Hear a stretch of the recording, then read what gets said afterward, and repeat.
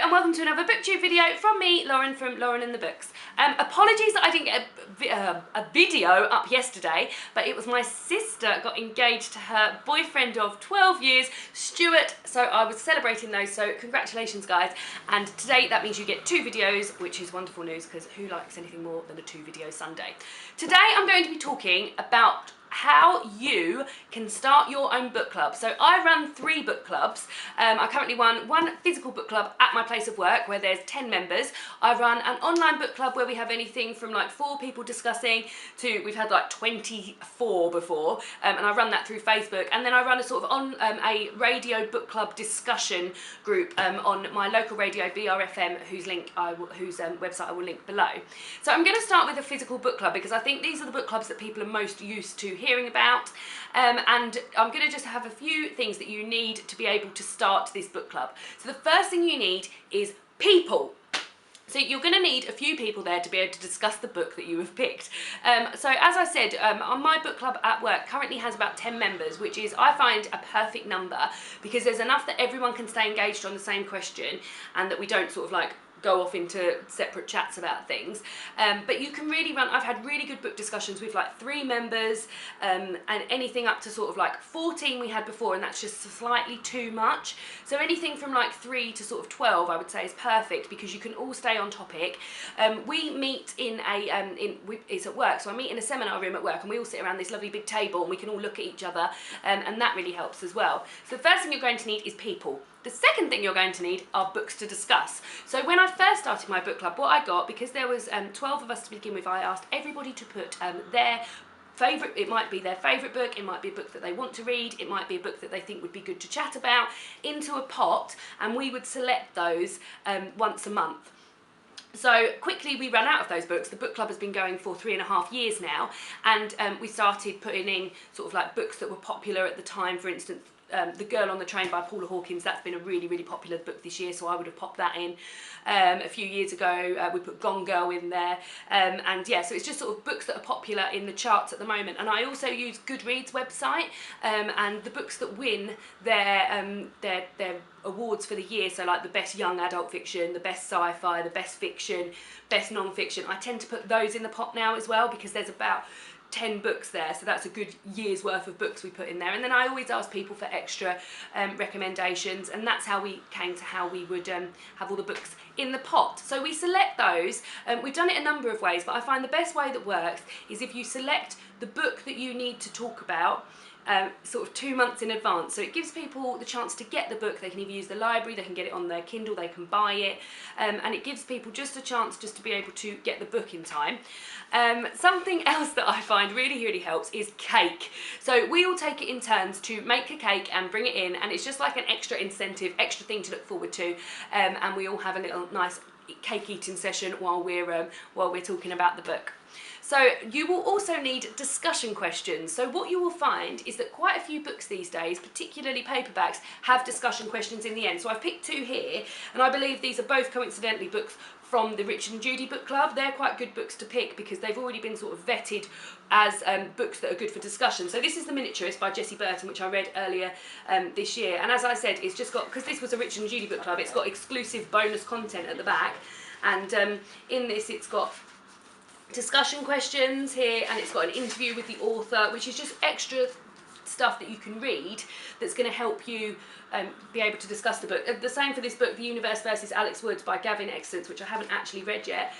This has also got reading group guide, and it's got reading group questions and questions and authors with the questions and answers with the author. And you will find that there's quite a lot of discussion questions in the end of books. Alternatively, quite a lot of the time I make up my own discussion questions. As I'm reading a book, I'll sort of think of something, write it down, or if there's a big twist in it, I always use that, like, did you think that was going to happen? And I always think it's a good idea to talk about the genre.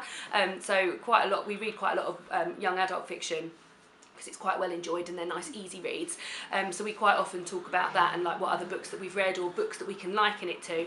But you can also use the internet. There's some great, even if you just Google like discussion questions for this book, you'll find that there's loads and loads of help for you on there. So the finding of the discussion questions isn't a difficult bit, and if that's the bit that's putting you off, then do not let it, because it's really, really simple. You also need a place to meet. So as I said, my book club at work, we meet in a seminar room at my place of work, and we tend to meet in a regular slot because it's hard for people to then forget it. So we meet the first Tuesday of every month at 12 o'clock. So then that way we know that it's every time the beginning of the month starts, it's going to be book club soon, or it is book club. And as the end of the month's coming on, you think, oh God, I better get on with that book for book club. So that's something that I find really important, because just for people to be able to stick to it. And you also need a way of communication. So whether it be that you have all these people's telephone numbers, email addresses, you need to be able to keep people in the loop with what book you're reading next, whose turn it is to bring cake, where you're meeting, if it changes. I know a lot of people do it, they go to other people's houses, but you definitely need a regular ways of communication, preferably a big group message so that you can all be in on it. So that is how I would advise you to start a book club, a physical book club, but I also run an online book club with some friends over Facebook.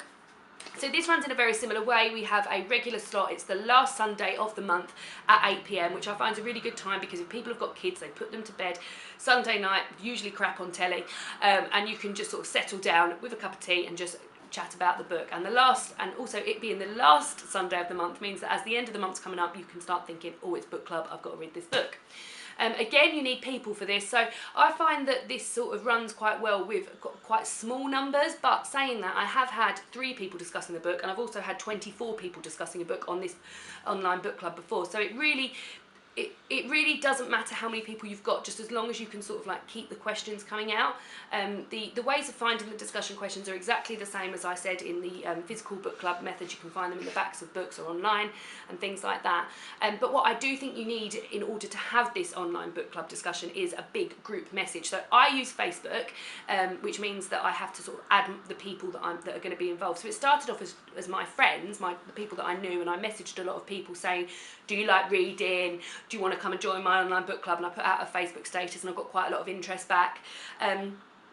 And it's sort of grown a bit now, so that friends of friends have heard about it and wanted to join in, so I've added them, and then I send out a big group message at 8 o'clock on the last Sunday of the month and say, right, when everyone's here, let me know and we'll get going. And that works well for me. But I know there are other apps. There's an app called Voxer, which I know a lot of booktubers use. I'm not quite sure what it does, but I believe it's sort of like a group message, but you record your voice into it. If that's not what it does, then someone tell me what it does, but I've got a feeling that's what it does, and that might work even quicker and even better, so that's something I want to look into. But at the moment, Facebook Messenger really works well for us, and I also find it helps to be on a laptop if you're the person conducting it, because it's easier for you to type. So those are the 2 book clubs that I run. If you are thinking of joining a book club in the new year and you need a hand, then please get in touch with me, because I feel like my book clubs have been quite successful. I've been running my one at work for 3.5 years now, and my online one's been going this year, but it's still happening. I was concerned it would like peter out towards the after a few months, but it's not. People are really interested still. So if you are thinking of starting something new in the new year, then start a book club, because it's a lovely thing to do and it brings people together.